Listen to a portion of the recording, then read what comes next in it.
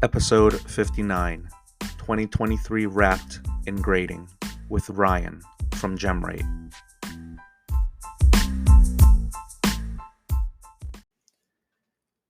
Hey card fam, you ever feel that sting like I have when you sell a card online only to see 12 to 14% of your hard-earned money just vanish in seller fees? It's almost like a penalty for using online platforms. But here's the game changer, My Card Post. Instead of those frustrating fees on every sale, I just pay a small monthly subscription. So that way, I get to keep a lot more in my pocket. My Card Post is a place where collectors like us come together. It's about building new relationships in a trusted community where we can all safely buy, trade, and sell. BTS. And that's what I'm about, community building and safe transactions. If you want to join, it's free to set up an account if you only want to buy. But if you want to sell and trade as well, you can get started for as little as $9 a month. And I got to hook you up for listening. Use promo code DENNY when you join, and you'll get 30% off your first 3 months. And I'm already there. I have my shop. I'm buying, trading, and selling, and most importantly, connecting. So go to mycardpost.com and use my promo code DENNY, DENNY. Come check it out. I think you'll really like it. So see you there where My Card Post, every night is trade night.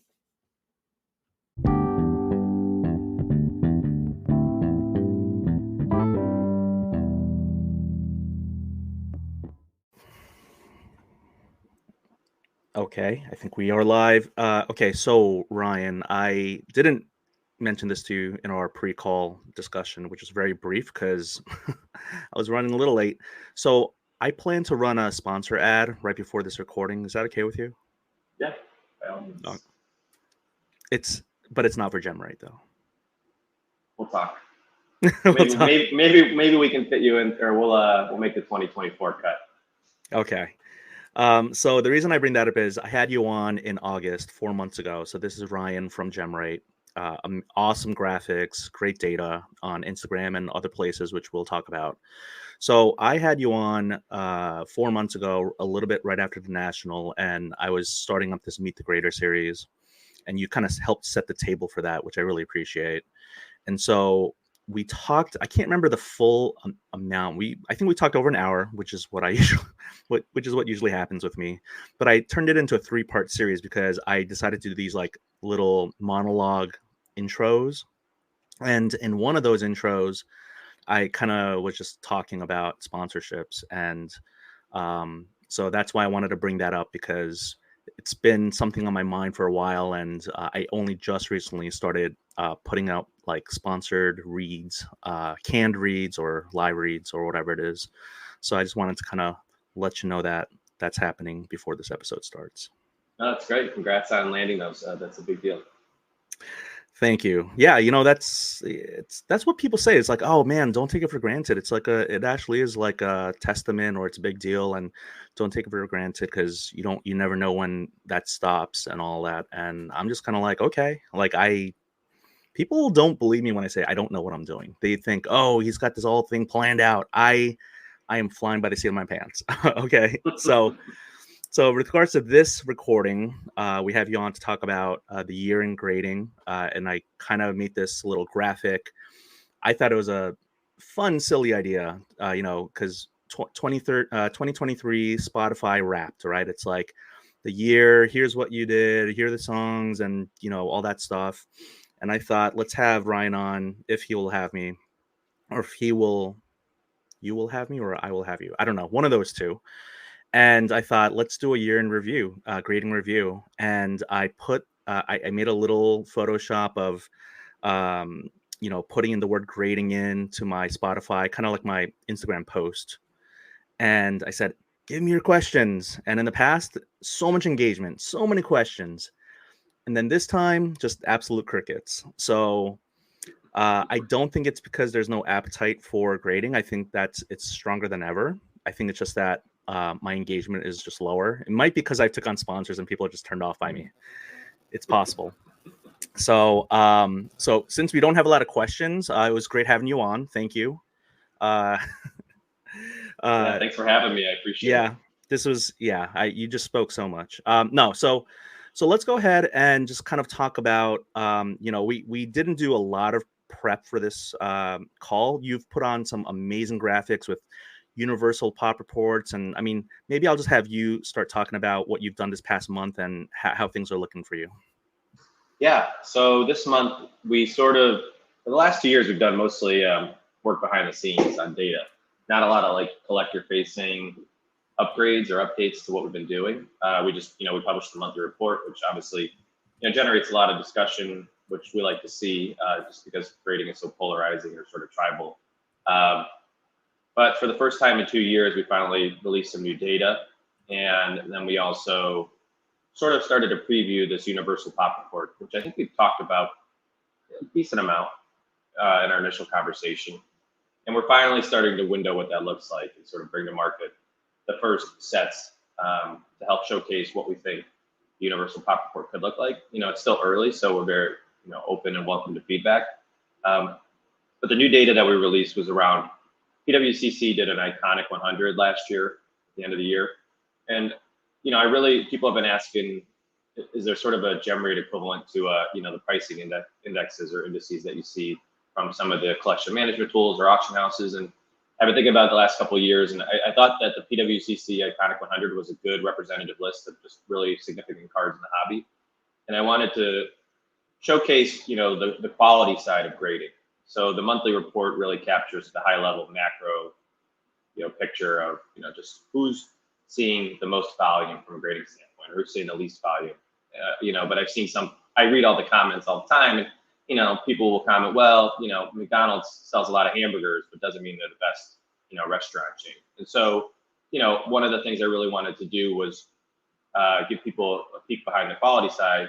And this Iconic 100, we're calling it the Iconic Tracker, which is following the cards that are on this Iconic 100.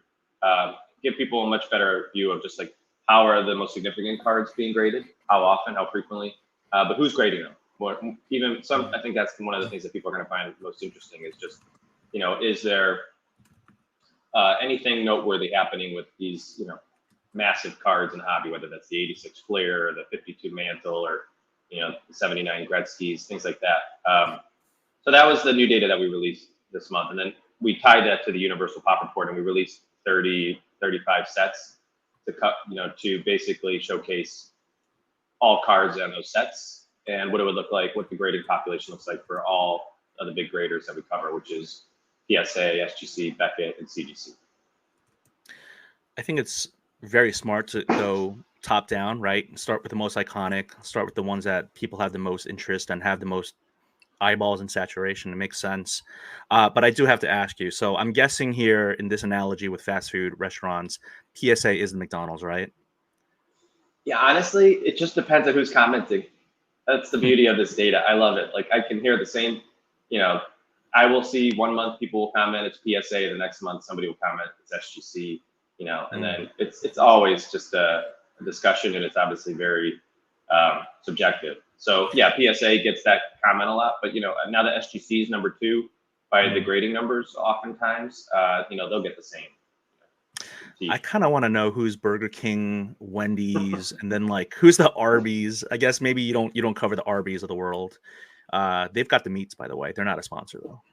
Right, right. Well, I'd like to think that there's like a Shake Shack mixed in, a Five Guys, right? Like we've got some good stuff happening here. Maybe that's the tags of the world that people are, interested in, the arena clubs, So anyways, there's definitely like a lot of there's just a lot of debate. And so this quality index is going to just shed some light on, just like where are these really iconic cards going? One of those companies might be a sponsor. So, but no, I gotta say, it's again, I said I don't think it's a lack of appetite for grading. The year over year continues to show great growth, right? Month over month, it's just we keep grading more, right? There's no cards to run out of to grade. I mean, so long as cards are being produced by the manufacturers, so long as people are buying those cards, and so long as people want to either, I mean, I know a lot of people are like, well, people just great to flip and, you're trying to sell it, but there are people who also great just to preserve, right? I mean, that was arguably the original reason for grading. I don't know. But would you, I'll let you kind of talk to that with the numbers like year over year and all that. Yeah, it's interesting. I was trying to think about ahead of this call, just sort of like what are the big picture macro trends, or sort of what how would I summarize this year? And I think like TCG is a huge part of the story, but Mm, it's led to a bit of a hedge fake in sort of how people are perceiving sort of the strength of grading. Like TCG is going to be up 50% or something. I don't hold me to these numbers. The year's obviously not finished, and I don't know them off the top of my head. But mhm, let's say TCG is going to be up 50%. Sports is going to be down single digits year over year across mm, all grading companies. And that's the bulk of that is weighted towards PSA, but it's representative. That's trend holds for all the companies. And what I think is happening there is people perceive graded to be really strong, but TCG is carrying a lot of the load. And I think mhm, TCG, there's still a lot of question marks just of where are all these slabs going? How many of these are hitting the market? Are they landing collections instead? Is there a different dynamic happening in the TCG space than what we've seen with sports, where there was this massive bubble created and then sort of a massive correction over the last couple yeah, of years? And so the question is like, is TCG different, or are we sort of going down that same path and it's just on a staggered timeline? So that's like one. Is mhm, TCG has been really interesting, but it's definitely carrying the load. And like if you actually just segment it down to sports, sports is going to be down single digits, and I think it's a meaningful and noteworthy trend. Um, and so what that means for the grading companies is interesting too, because you're seeing, I don't know exactly what the number is. Maybe I have it up here. Yeah. So like grading is going to be up, I don't know, 17, let's call it 15 to 20% year over year on total mhm, volume. But okay, you have to factor in pricing, and pricing is going to be down 10 to 20% year over mhm, year. And so, net, a lot of these grading companies are going to be up slightly, down slightly, even though so the perception is that more cards are going, coming in the door.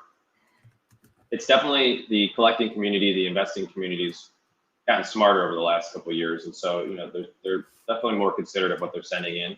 And I do think there's been much more of an aggressive pricing, play or sort of movement in the market. And so net, I think grading's sort of treading water in a lot of ways. So the story from what I published from just a pure volume standpoint looks pretty positive. But if you kind of start to dig into the details, it's in a good place relative to a lot of the other parts of the hobby, mhm, whether that's, you look at marketplaces or you look at just the overall sort of, I don't know, anything that's related to sort of sales. I don't know exactly what the manufacturer numbers would look like. But anyways, the perception is the hobby's been down quite a bit. And I think grading's up relative to a lot of other sort of components of the hobby, but it's also sort of like, it's not, a home run as it relates to like the momentum. I think they're doing well, relatively speaking, but they also have their own sort of challenges that they're facing. thank you for that. You already preempted a couple of my questions actually, but the next question I was actually going to ask was, are does your data seem to indicate that people are getting smarter with what they're submitting? Because I know there's the quantitative aspect of data and then the qualitative. And so, the big thing people were submitting was like, say, paper-based rookies, right? I mean, that's from the Zion, LaMelo, all that stuff. People were just submitting paper-based and it was flooding the market. You were able to see the type of players, and we're going to get to that later down the road too. Just Zion being in the top 10 of most graded players from PSA and all that, but I think you answered it, right? People are getting smarter with what they're submitting. People are definitely getting smarter, and I think still part of that is circumstantial because manufacturing is so delayed. These cards come out, and a lot of players sort of, they've already sort of had enough time to sort of, you can have a fair understanding of like these, the prospects if they do have potential or if they're sort of quickly going to flame out. And so I do think that's led to one, just people not being able to grade as much as quickly as they used to as it relates to like the prospecting standpoint, and Hmm. getting ahead of things before the season starts or as the season sort of building momentum. And that's sort of gone away because, we still have 2022 flawless that hasn't even hit the market yet, for last year's NBA rookie class and these things. So, anyways, I think it's part of it circumstantial. And then in general, I do think people are just, the grade to flip element's not as strong as it used to be. And so Hmm. people recognize that. And then uh, I think that people have definitely like shied away from base. Obviously, I think there's a lot in the market that tells us that that's something new. But I do think grading has definitely from that through that lens has pulled back quite a bit as well. So there's a few different pieces in play or sort of things in play there. But in general, I think the hobby's gotten a lot smarter as it relates to grading. Good. Well, good job, us. Congratulations, everyone. We've with enough time in the hobby, we've gotten a little bit smarter. Maybe we have learned something. So, this is not anything. This is completely anecdotal and based on what I've talked to with friends in the hobby and just people I've transacted with. But my understanding, or that, eh, um, please let me know if this is a myth or not. I heard that right now, recording this mid-December, PSA 8s are the same from a comp or value standpoint as raw cards. And we're talking about ultra modern cards, right? I mean, I'm not talking about 80s and 90s cards, but PSA 8, ultra modern, basketball, football, same as raw. And then PSA 9s, they're not even 1.5 times. Like they're almost some of them are even the same as raw. I mean, and again, we're talking about like not raw, we're not talking about like rare and golds and not a 50s. We're talking about really kind of like those maybe paper based rookies or just the refractors or the hollows. But do you have any insight as to that, like what the values Yeah, are with respect to PSA? Well, and I use PSA of course for the resale value. They're the king in that. So yeah. I mean, I don't have any data points to speak to, but first from my personal experience, and I can pull out some anecdotes from that. But just what I've seen, I would say it's even stronger than what you said, which is I think it's much more like PSA nines in general are the equivalent to raw, and oftentimes less than raw as well, because people are this is such a speculative hobby that people would rather take that chance of paying for a 3x multiple of raw versus buying the actual you know let's just call it a PSA 9 or a mint card in general. So, mhm, there's just so the population of mint cards today is sort of ridiculous. So, mhm, when you have all these different parallels and you have all these different options, you know, there you sort of have to be sort of looking at things through a pretty rare or specific lens to be interested in the PSA 9 to begin with. A lot of times, mhm, and this depends. Everybody's got their own sort of like style and preferences as it relates to it. But like the number of people seeking out PSA nines in general or a mint card is much smaller than it used to be. And so mhm. relative to how many people are participating in the hobby or sort of like the proportion of the hobby. So I think that plays into it. But anyways, the short answer is I definitely think that's the case. And I think that's a bit of a problem because what happens is, one of the big knocks against my data, which is sort of just a downstream of pop reports in general, is that there's a lot of cracking that happens. And so if you get back a PSA 8, you are in this weird moral, predicament of, well, if I crack it and sell it, I can make more money. But like, should I just sell it and let people know what this PSA, this card is a whatever PSA 8, Mhm, SGC 8, right? Like, are mhm, you for the good of the hobby just going to leave it in that case and take a hit? Or do you mhm. crack it out and, sell it and maybe pick up an extra 10, 20, whatever? Or if it's a higher end card, you're definitely like talking about more at stake. And so that's the real interesting part of this hobby, which is like, where does your sort of moral compass fall? And Mm. it's a shaky grounds, because we're all doing things a bit differently. And Yeah. so, who's to say everybody's got an opinion, but it's like, I don't know. It's just everybody's got an opinion. It's sort of the short answer there, and there's no right answer. Um, and that's a problem though, because we do see a lot of people that do crack, and like there's a whole market, I'm sure, of people that have found arbitrage and cracking PSA. There's way more PSA sixes on the market today, PSA sevens on the market for ultra modern cards Mhm, by order of magnitude than there were just a few years ago. You see it all the time where PSA used mhm. to never give out sixes, and now all the Yeah. times for dents and centering and all these different issues, they're much more willing to sort of land on like a PSA six. And there's a whole market, unfortunately, that people just buy those slabs, break them out, and sell them as raw again, and go through that same process. And so, and you can make money doing that, which is unfortunate. And so, it creates these downstream behaviors that are not beneficial to the hobby in a lot of ways. You're right. Well, for so when you said you had some people who knock your data, it's oh my gosh, Ryan from GemRate has haters too. We all have haters. Oh my goodness, that's crazy. You're just reporting data, and people are upset about that. People can get upset about everything nowadays. It's nuts. So it's really interesting. The ethical way to crack, again, everyone's moral compass and ethic value system are going to be all different, but one way that I recently saw that I really admired, and I have to think about whether I would do this, because, and it's not because I'm not a moral ethical person, but this person really went out of their way to do it.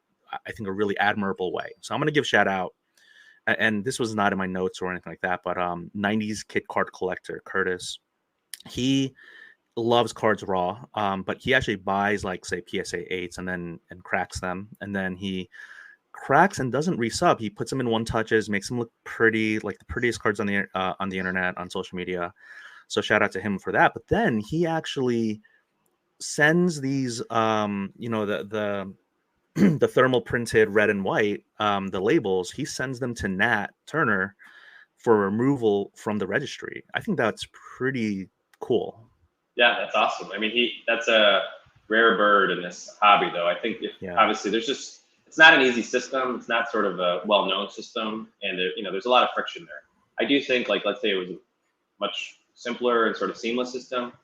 There definitely would be more people willing to do that.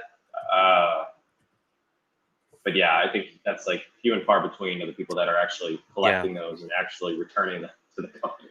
And it really depends too, right? Because that's a pure collector there who wants those to no longer be. Yes. His intentions are, this is no longer in existence. Like, it's literally not in the slab anymore. Let's remove it. A lot of people who are cracking them out are resubmitting them, right? And so they have no Hmm. intention of even going through the motions of sort of, they don't even acknowledge that card in the Yeah. slab, right? It's They different. don't, right? Pure collector is such a term. I've heard that elsewhere in my Instagram, and I don't know. It just seems so like Harry Potter, like Muggles and half bloods. Like, who's a real pure, or pure collectors? Just people just buy and never sell, and just kind of like I don't know. I won't talk about it with you here because I don't want to get No, tagged it's as great. FEMA.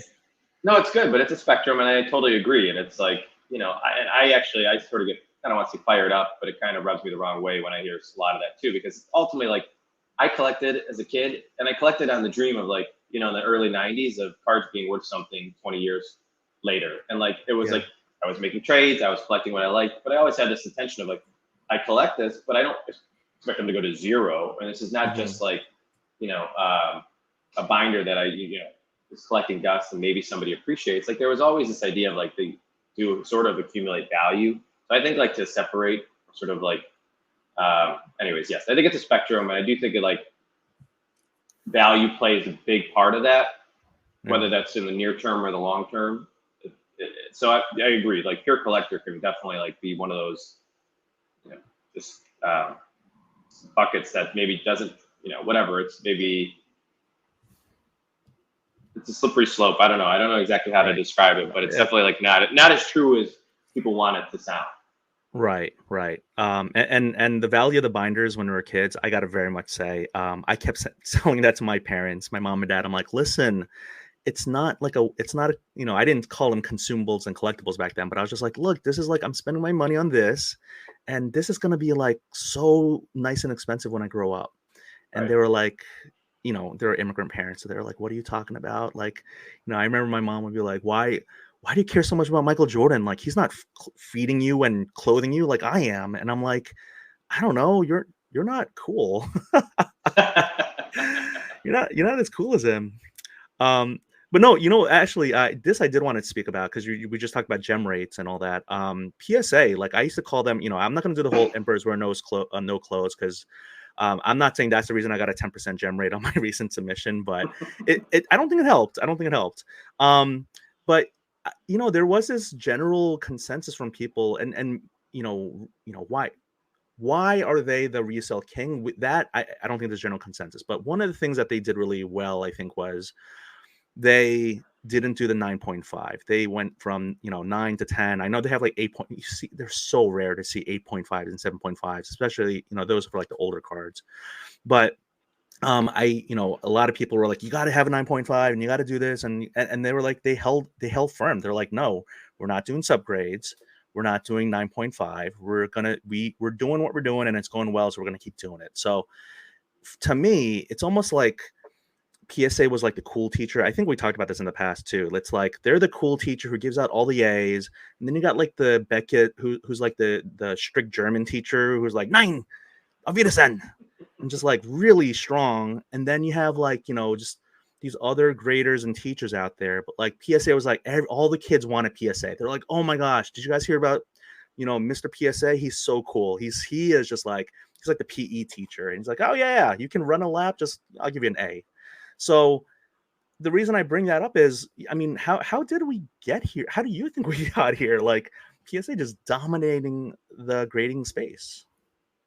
Yeah, I mean, it's a big question, and I think we touched on it a little bit the first time. And I think a lot of it does come down to some of their history, the legacy of the brand matters. So, like, I think the premium people pay for a slab is a little bit of like a bet on like the longevity of the company. And so, I think part of the reason you've seen Beckett's pricing decline, or sort of that their sort of multiplier or premium decline, is that people aren't as certain they're going to be a grading company, 5-10 years from now, or sort of not look and feel the same. That's for sure. And so you've seen a pullback in sort of their premium in the market. The PSA, they have the longevity or duration, but they also have a guarantee, which is unique or sort of differentiated from a lot of players. It's very well defined. There's actually policies around it. There's not, there's limitations to it, but there's some guarantees and certainty around when you buy a PSA slab, what you get, or sort of what they're assuring as a result of purchasing that slab. And so I do think that plays into it. And then the one that people like to really lean their hat on, which is still unclear, is sort of how much of a role it plays in the ultra modern and modern market, but the set registry is something people really want to lean on a lot, or sort of lean into. And the challenge with that is I look at the set registry numbers all the time, and it's an important part of vintage. It's not a relevant part of most of the modern and ultra modern hobby. And so, obviously, I think when most of us, especially like the people who've come back into cards over the last few years and are doing content and creating companies, like a lot of us are focused on modern and ultra modern, and we talk about the premium through that lens, and that really is not supported by the set registry conversation. So I think that sort of gets overblown in some ways as it relates to like the more recent cards that are in the market. So I do think there's a lot that's still to be defined, but I definitely think like part of it is the guarantee, part of it is sort of the longevity of the brand. And I do think that's why you see like XGC slowly making some, momentum, making up some or getting some momentum there. But it's a pretty long play to close the premium. You kind of are either waiting for a company to screw up. There's rarely, like in the grading space, I often think about like how do you sort of break through. And a lot of times historically companies have had to wait for like screw ups, effectively to take advantage of it, whether that's, a company shutting down and no longer being able to sort of take cards in and out, or there's, a pricing hiccup or whatever it might be, it's hard to break through. And so you're playing a long game. And so I don't know that it's very well explained, and I do think it's a great question, but I do think like people like to point to the set registry, and I do think it matters, but I don't think it matters nearly as much for the ultra modern. And so I do think there's a lot that's not quite explained. And I do think it's probably this perception, liquidity is probably a big part of probably like a big piece of the premium. So like when you think about like stocks, and people don't like to compare parts of stocks, but I do think there's some parallels for sure. Like the PSA slab is very liquid. And so when you think about what gets priced into it, you can move that with very few questions asked. Any other grading company, there's questions that are brought into the equation. And so there's probably some part of the PSA premium that is just a liquidity factor, right? And that's probably much larger than people realize, and maybe overblown to some degree, but it definitely exists. Gotcha. So waiting, I really like the way you said that. It's almost like we're waiting for someone to screw up, and you kind of gave some good examples of that. But in my head, I immediately went to because John Morant, by the time we're recording this, or I don't know when it's gonna be published, but he's supposed to be coming off his suspension for showing off his gun. So I'm picturing in my head as you're saying that, like Nat Turner showing off a gun on his Instagram live, being like, "Look at all these guns!" He's in his car and his buddies. He's someone's like, "Hey man, don't do that, don't do that." So it's not a mistake. No, but I mean, there's yeah, I mean, it's really hard to break through, and so you really have to be patient and sort of like that's why I do think it's interesting again with all these different pieces that we publish and how people react to it. It's all these brands are trying that are challengers to PSA for competing Hmm. for this number two spot. They all have very different approaches. SGC has gone like the promotional route. Beckett's Yeah. really done nothing, but they're sort of like Hmm. actually doing fairly well, much better than people perceive them to be doing, Okay. which is a testament to how strong that brand is. And Hmm. then you have CGC, who's like very partnership oriented, right? And Yeah. they're all Yeah. sort of like planting flags, Yeah. some better than others, or stronger than others, but like they're Hmm. there. And they're hoping that there's some. I'm making this up, but like they're hoping PSA has some sort of scandal or something like that, right? And it's like, or there's some sort of like massive economic or sort of whatever event that happens that just creates an opportunity for another company to step in there. But until then, they're just sort of like fighting for second place, and that's actually like a great place to be in. Like they're very profitable, or I don't know, I should say Right. profitable, but like these companies make money, or at least they generate decent revenue. I don't know if they actually make money, but they're meaningful. And like again, we talked about this on the first call as well, but they don't necessarily have to be winning or in first place to be a very productive company. Hmm. I definitely want to get to the data since you are such a data guy, and analytics driven, and with regards to the market share. So I know you already have it at your fingertips. I'm not trying to like buy time here, but I did want to say what you just said. I found it really refreshing that when I had on some of the smaller grading companies, I can't remember exactly who, but I think maybe it was C3 Grading, their president Eddie, who was like, I was like, you guys aren't rate is your goal to be number one. He's like, we're not even Formula One. We're Formula Two. We want Right, to get into right, right, Formula right. One.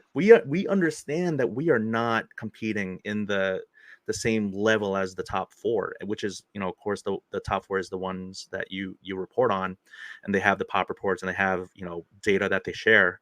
But when it comes to market share, yeah, it's like again the McDonald's, Burger King, Wendy's, like they're just Burger King. They're just waiting for some botulism breakout or some more cow brain disease Uh-huh. in one of McDonald's is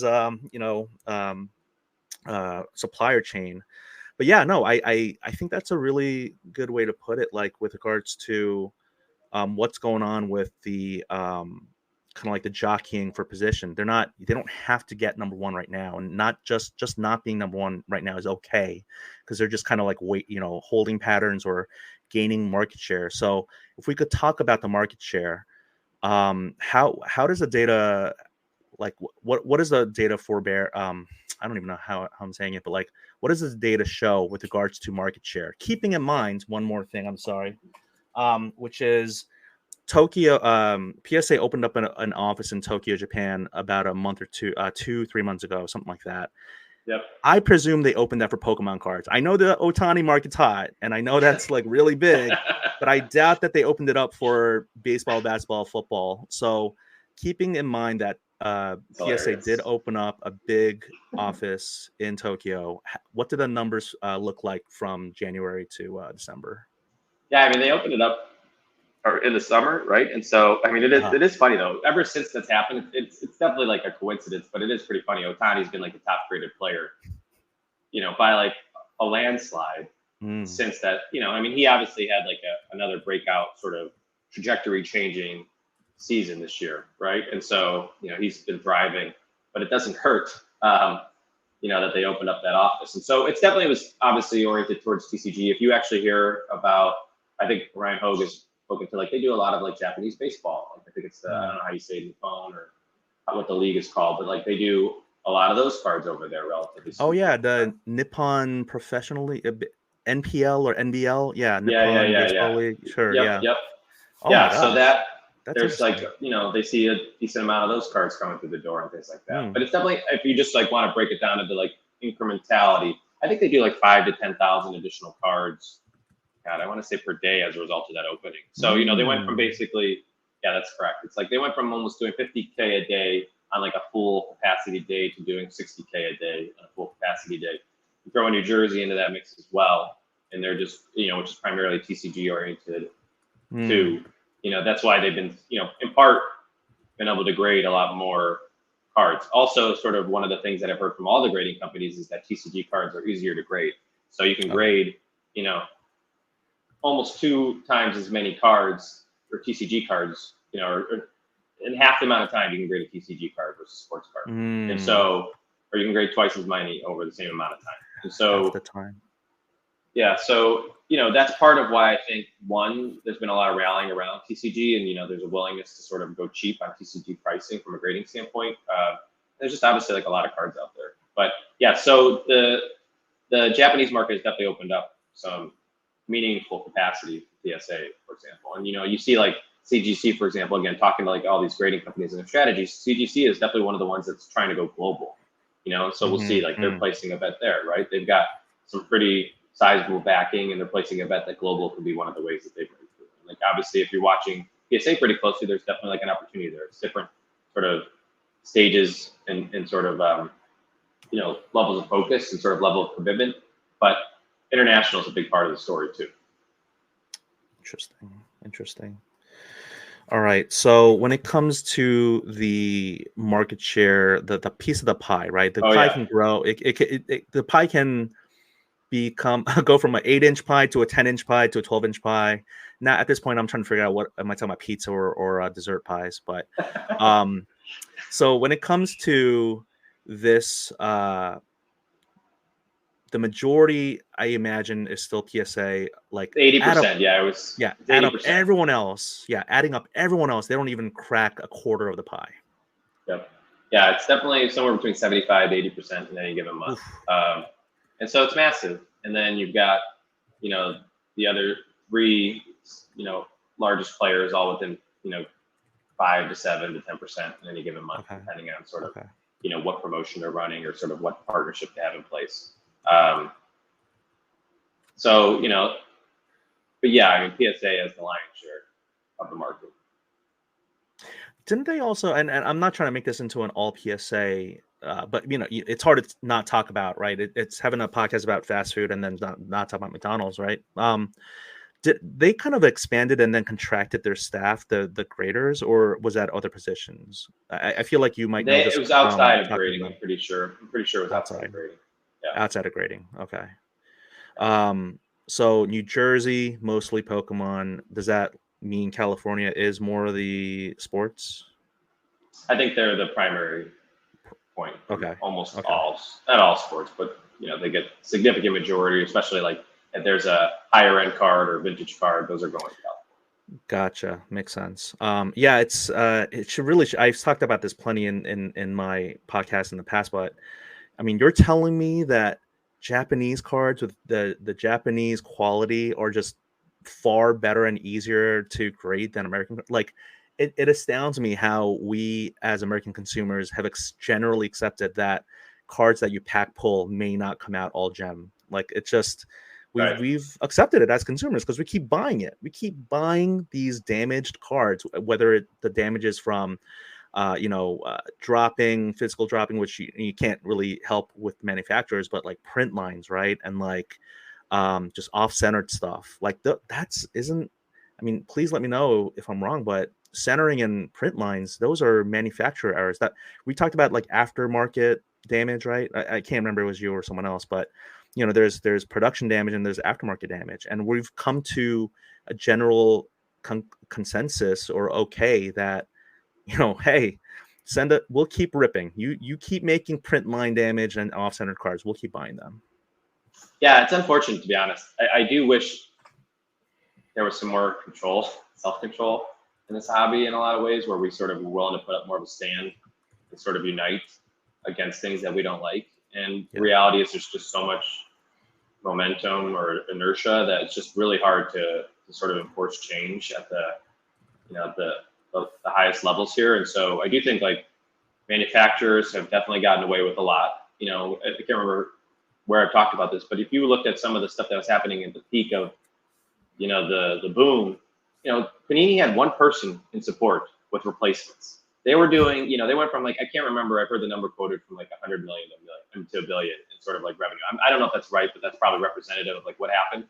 Yet their yeah, support went from like 1 to 2 people, right, in that same period. And like, they were getting worse with printing. They were just piling up these cards in the background. And it's like nothing's, and they were increasing prices massively over that same time period, right? So the burden was growing on consumers to get value out of these packs, to get cards that were in good conditions that could be graded. Yet Panini was doing like nothing.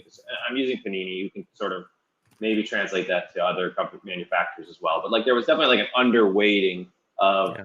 the other side of the hobby, which is like we're gonna produce all this product, we're gonna raise prices, grading costs are gonna go up, but we're gonna lessen quality at the same time, and we're not gonna do anything to help you if you do get a crappy card out of the pack.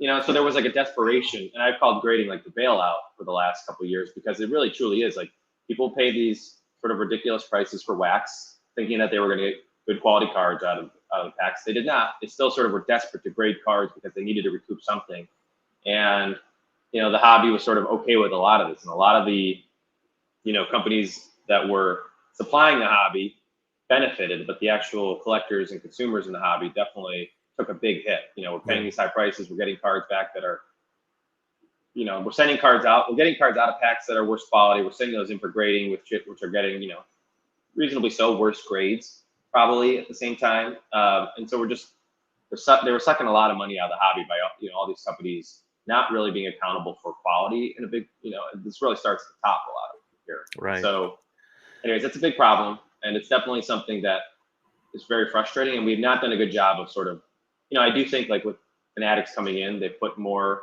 focus on quality. And Hmm. honestly, look, at the end of the day, this is where, when you first said this is where my mind went, which is like, it's definitely going to be a blessing for this era of cards because Hmm. if everything did come out in good quality, nothing would Hmm. be differentiated.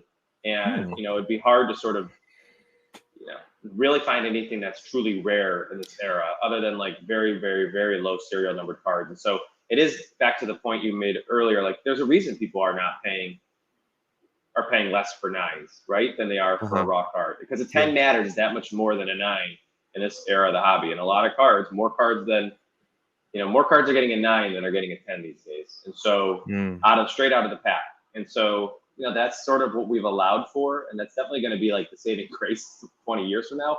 But in the moment, a lot of money is getting sort of flushed down the toilet. I mean, that's what happens when the gym teacher is kind of going through some marital issues. You start getting a harsher grader. No, when you're talking about that one person in Panini, my mind went to you remember the movie Office Space, Milton with the red Yeah, of stapler. It's like, course. but that's Yep. that's my red stapler.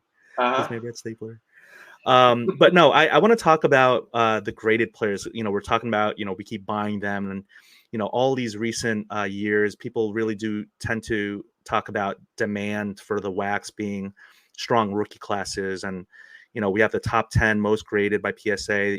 That's when you and I started talking again.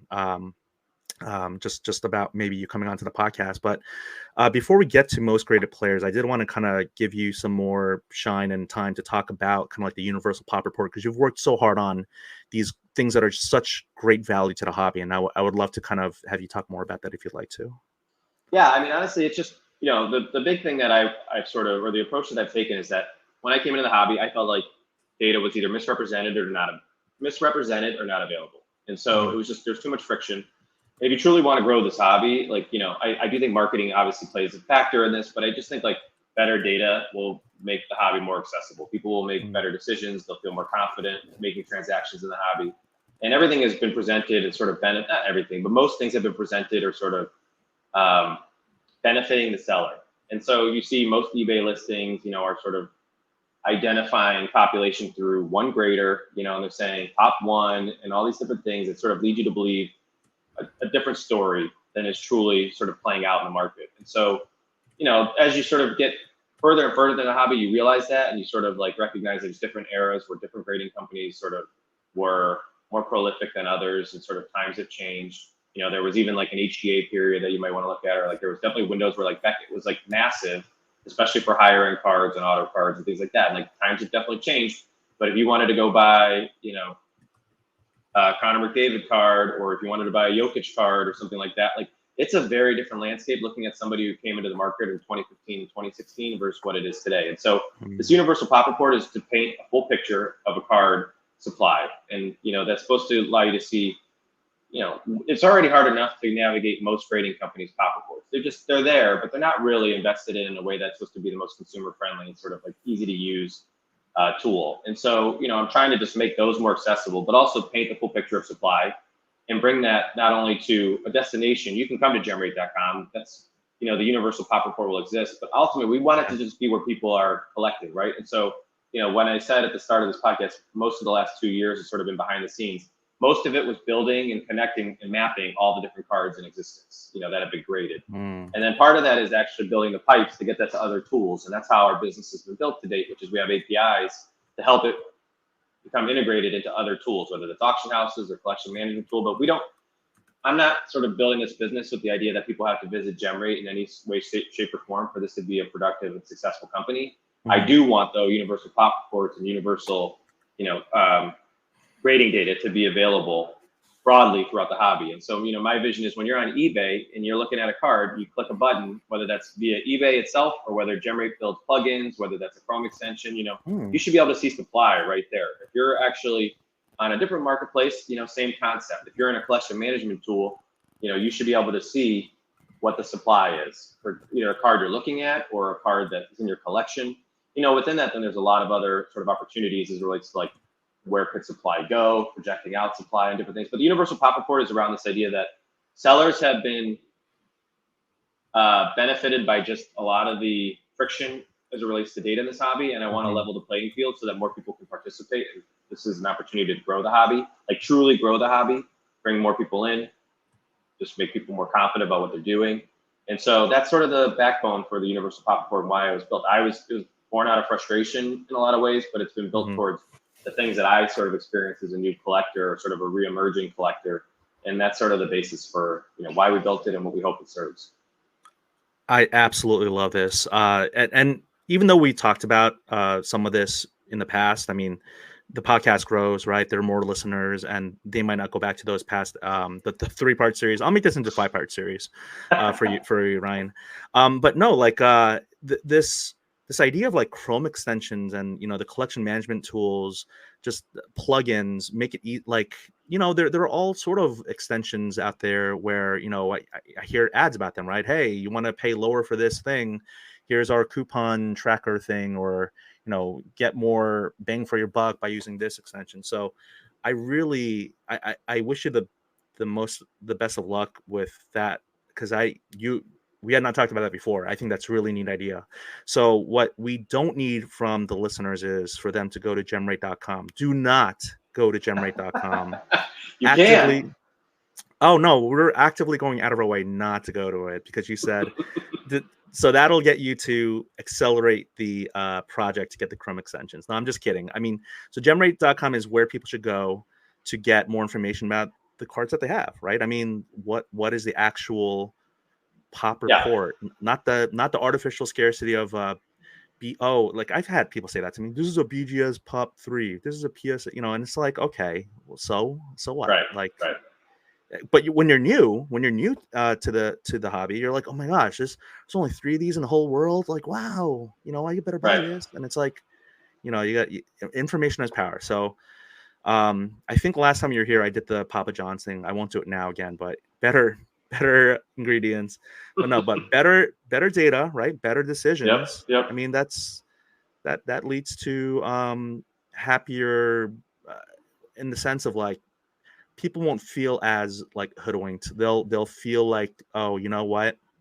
I know what's going on in the hobby and I want to stay in the hobby, as opposed to someone being like, oh my God, I got screwed over again by someone. This hobby's full of terrible people. I need to leave, right?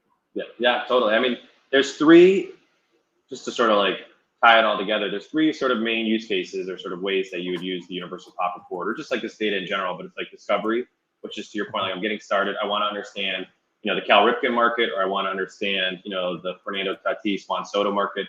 It's really hard to sort of get that lay of the land, today. And because we capture all sets and all cards, you can see it pretty confidently within GemRate. So people come there a lot of times when they're looking through the lens of a player. They just want to say, like, what's the market look like? What are sort of the highest or most frequently graded cards, and sort of what are the more rare or scarce cards in the market? Then people come to us where there's a lot of value sort of ascribed around, like, I'm about to make a purchase and I don't want to get hoodwinked, or I don't want to sort of fall prey to the shenanigans of all the listings that are out there. And like, Mhm. I actually want to just like confirm what I think is true, and I'll go to GemRate to double check that there's no sort of surprise. Actually, like one of my favorite Mhm. things with the Universal Pop Report is when there's like a one of one card. You're like, oh, it's actually been graded by all 4 grading companies. Like that's pretty weird because it's probably not the 10 that it landed in. It's probably something that they just kept circulating it through the Yeah. different grading companies till it got the grade you Wow. wanted. And so like if you Wow. think about it through the lens of gold and you think about it through the lens of like one of ones and the blacks out there and things like that, it really will start to open up like this additional level of like context of like, oh, this card's been tossed around like crazy. And Yeah. like just because Yeah. it's in that case where it landed doesn't mean that's necessarily like representative of that grade. It's just where they sort of Mhm. were able to sneak it through, right? And so it's one of the last places to check to make sure you are getting the card that you expected, which I think is really important. And the sort of third thing that we sort of service more and more in this universal pop report is going to help with this. And honestly, it's probably where people will find the most value initially is I'm about to send a card off to grading. What do the gem rates look like for all the graders really Mm. quickly? And like you just can see that really in one pretty easy to use interface and be like, okay, this silver prism, grades at 65% here and 40% here. Like Yeah. naturally, I'm going to sort of, if I think the card is even remotely close to gemming, I'm going to send it to the one with the higher gem rate. So there's sort of different ways that we're servicing the hobby, and those are sort of like the Mhm. key sort of ways today. I mean, there's obviously more ideas beyond that, but that's sort of like the main ways that the universal pop report and pop data in general is sort of helping participants today. Fantastic. I love it. If that doesn't sell people on the service you provide, I don't know what else. I mean, really, like here you are listening to a free podcast talking about a free service, right? I mean, people don't pay for gemrate.com, right? You just it's there. It's there. Yep. Yep. No, So, no, no fees, no ads, no nothing right now. oh, no sponsored ads. Okay, well, that's something I I messed up on then, I guess, with my podcast. Brought to you by GemRate. Okay, so get to the graded players list. I forget exactly our exchange, but I was surprised. So there's the top 10. We can talk about, and it was mainly like talking about like the three major sports, and then of course, with hockey, like I was like, where did Gretzky fall? Like, oh my gosh, he's not in the top, whatever. So can you? And whether we do it going down the names 1 through 10 or whatever it is, like, can we talk about the most graded players in the grading space? Yeah, why don't I just read off the top 10 for Let's context do it. for listeners, and then we can sort of speak to what sort of happened there. But so Jordan is like almost 2 times the next closest player as the number one all time. This is all time, and it's just through the lens of PSA. I Yes. think that's a pretty good proxy, obviously, despite all I just said about, hey, let's not talk about a single grader. Like, that's such a limited part of the story. But they do have 80% of the cards outstanding. And so, Yes. Yes. this does speak to sort of the over 20 years. This is pretty representative of the market. And so let's just sort of level the playing field with Sure. this is through the lens of PSA. Complicates things if we bring in other graders. So Michael Yep. Jordan is number one with 1.3 million cards graded all time.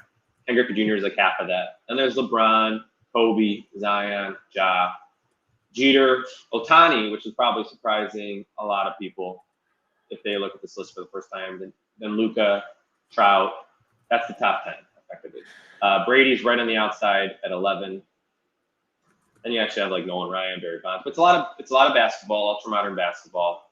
And then there's definitely once you get past that list, you see like a couple. You see some football players sprinkled in, like Burrow, Herbert, Mahomes, and like it's funny because you see Burrow and Herbert are ahead of Mahomes on that list. Yeah. Yeah.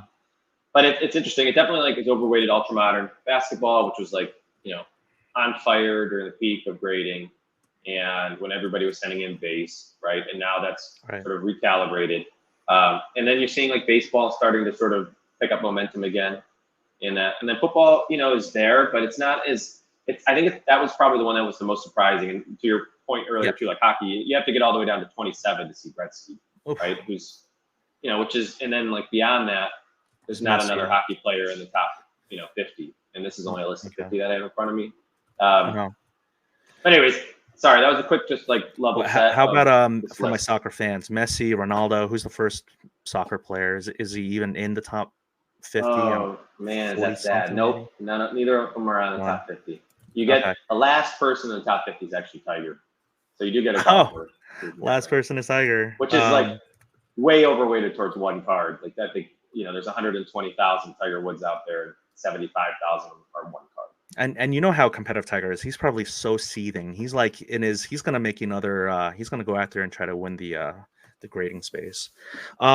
So yeah, when I reached out to you, it was really the most surprising thing was I was like, how is Burrow, Herbert? How are they not in the top 10? And we put so much emphasis maybe on social media, hobby, Instagram, and all that stuff. You see these cards, and I go to these shows and I see just the ultra modern quarterbacks. It's all the kids want to collect is ultra modern quarterbacks, and yet they're not in the top 10. Is it more of a testament that the top 10 is just so solid? Like, I mean, yes, I mean, out of this top 10, I know some people got really upset when I said Luka's not a lock for the Hall of Fame, but it's going to be a debate for another time, maybe. But I get why Zion and John are on this list.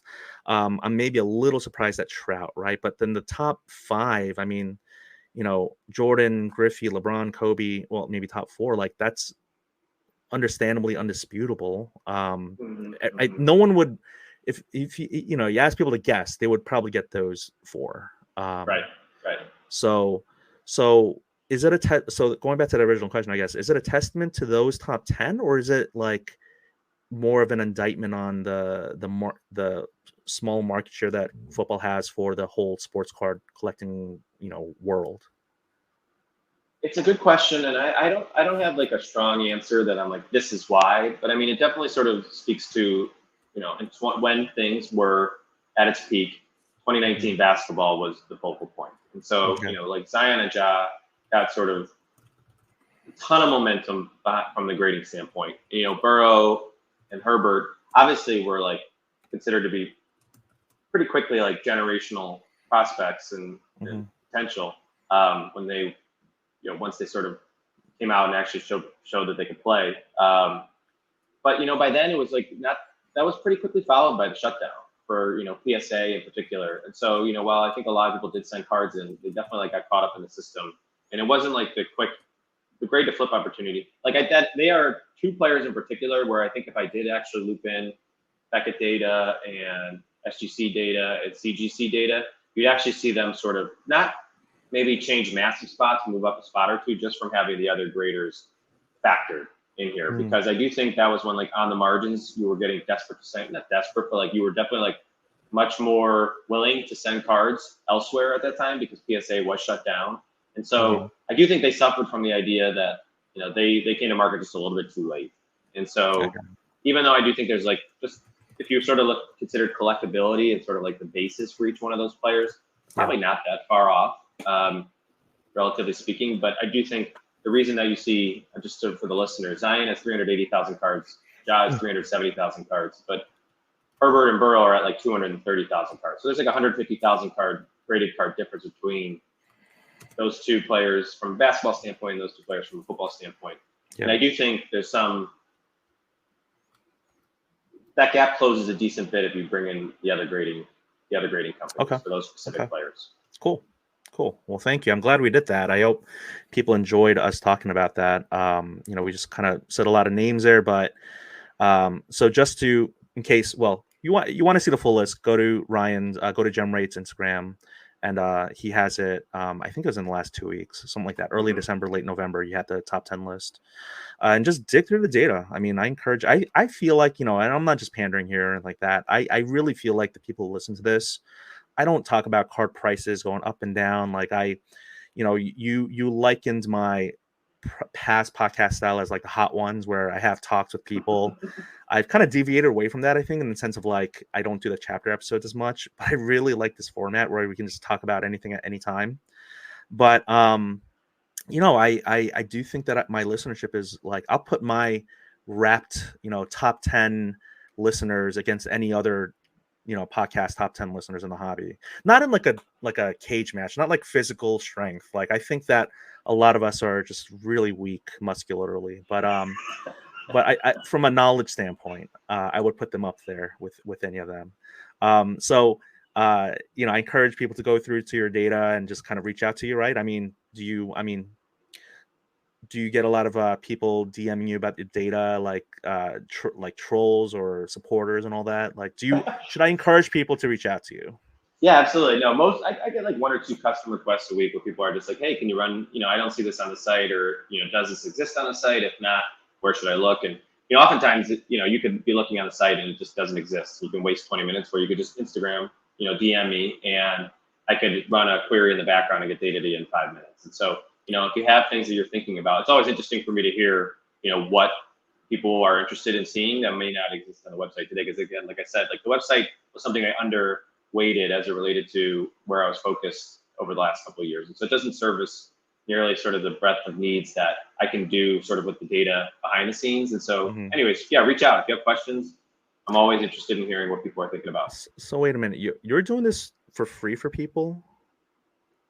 Yeah, I mean, if people ask, Get yeah, out! sure, of course. You're giving select. Wait, hold on. I don't even know how to ask this, but are you saying us peons can get access to your mind at any time, and like you can run like detailed specific queries for people, and you'll just do it just because you? I'm shocked. How have I not done that? And I DM you more than maybe I should. Maybe I'll run a query for my Kevin Durant collection or something. Well, no, It's I mean, cool. I love the questions. I mean, that's, I don't have, I mean, look, if you look at my social presence, it's a monthly post, right? And it's daily Yeah, posts. It's all stats. I'm not really contextualizing much else beyond that. yeah, Podcasts are an opportunity for me to, let people see a little bit behind the scenes or hear a little yeah. bit about what's happening behind the scenes, right? But, generally speaking, I'm not out there promoting the company that aggressively. And, people don't Hmm. really know sort of the diverse ways that you can look at the grading data or questions that you can Yes. even ask of it, right? And so, I like when people ask me those questions, and I don't mind spending, 5, 10, 15 minutes as long as it's a reasonable question, helping shed Hmm. some light on stuff. And a lot of times people do turn that into like a social post or something like that, which is awesome. Yeah. But you don't have to, right? Okay. If you have questions, I'm always curious to know what those are because I'm thinking about ways to build that into what I offer and just make available, to collectors. But also, I'm really interested in what people are thinking about in this space. And so I love the Yeah. questions. That's really nice. Thank you. Despite being a Cleveland Browns fan, you're quite Mm. nice. I am for those listening only in the podcast, I'm wearing a really nice and I call it really nice like I'm a um Baltimore Orioles hat. Elitist. It's the top edition. But I am a DC native. Not oh my gosh, I cannot call myself a DC native. My kids will be DC native kids. But I live in the DC area and I did go to a Ravens game. I love Orioles Park, but I texted or I sent a message to Ryan when the Browns played the Ravens. I remember it was November 12th, and I thought it was Cade York. It was not. You reminded me it was Dustin Hopkins hit a game-winning Uh-huh. field goal. They were down by 2 points, and they hit a walk-off game-winning field goal, and I'm like, oh my gosh, the And Browns now, actually beat yes, and now and now we have Flacco as our QB. So thank yeah, you for the gift of Flacco right now. He's between Hopkins, who is a revelation from a kicking standpoint, and now Flacco, who looks very serviceable from a QB standpoint. We have some hmm stability. The team is still, has its flaws, but at least it's a wide open AFC. So it'll be interesting to see if the Browns and Ravens lock up again. Are you wacko for Flacco? Honestly, he just looks like composed and can Yeah. make throws. So I'll take it. I'm not like, Okay. I honestly did not like Flacco at all, obviously, for a lot of Yeah. reasons when he was in the division. And, Yeah. it's just not interesting to me. Right. But given we were starting DTR, rookie quarterback that could throw the ball well, and Right. a bunch of other, second tier market or second tier quarterbacks, it's nice to at least have somebody serviceable in it. I can't believe you just said that word again because I heard it the first time you said it, and I was gonna make a Deshaun Watson joke, and I'm like, he just said it again, serviceable. Shout out Not Deshaun Watson. intentional. Not Not intentional. intentional. But man, is he a Um, bust? I mean, I yes. hope I eat those words, but he is very frustrating. Talk about somebody who gets paid and doesn't care anymore. Like that is quintessential Deshaun Watson right now. I mean, Yeah. maybe there's Yeah. more going No. on behind the scenes, and I don't want to know if that's true. But like, I it was a controversial move to begin with, and boy, is it not playing out well at all. Man, at some point, the family friendly and the clean title, the clean label for my podcast is gonna have to just come out, just be thrown out and we'll just get all explicit and crazy. But until then, um, yeah, Deshaun Watson, just what happened. I don't know, but Cleveland Browns, Cleveland's finest. Shout out to Neo, who I've gotten really into his content and watching his YouTube stuff. Just really good. But the two of you, my main Cleveland Brown fans, whenever I come by some cards, I'll send them your way. So Yes, thank you. I have the ones you sent me right by my side here at the desk. Thank you that for those. that I appreciate that those. was that was the only way I could get you on the pod a second time was to get I you can be bought. I can be bought with low end parallels of low. former Yes, former yes. Browns. Former Yes, former Browns. Browns, Jamal Lewis. Oh my gosh, another Yeah. Raven to Browns, right? I mean, Exactly. It's like a subtle jab to be like, here's your, thanks for picking up our scraps. Enjoy yes, yeah. a Jamal Lewis to 99 from 2012. So thanks for and that. and as you know, Ryan, my entire collection is all low end. I have no really nice cards, just a bunch of just stuff laying around. So I'm glad that I could get it to someone who might mildly appreciate it more than I can. But thank you so much for this appearance. I will try to keep this into one episode. You were just fantastic, and I wish you nothing but the best for 2024, and have you on before 2024 is wrapped in grading and all that. But you, as always, have been full of knowledge. So thank you so much. Thanks for the opportunity. Thanks for the questions. Always a pleasure. Congrats on the sponsorship. That's Yeah, exciting. thank you. All right, take care. All right, Dan.